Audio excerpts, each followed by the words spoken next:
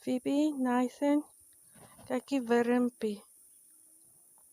Kyk die wurmpie. Sien julle? Kyk daar.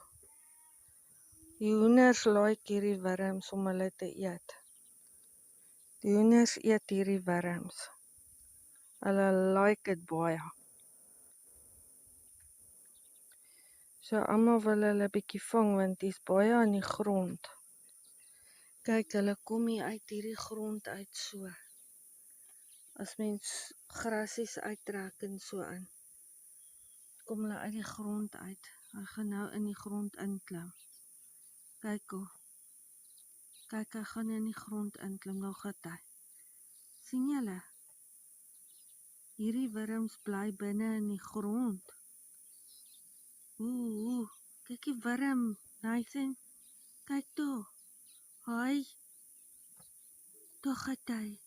Hoi wurmpie.